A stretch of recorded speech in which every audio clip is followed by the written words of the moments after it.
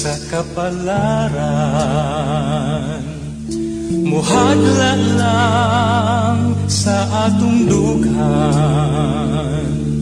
matnguni lang nga dili mapapas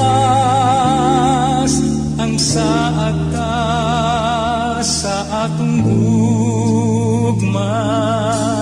Bisan pa kung ang kangiti muhabol sa duha ka lang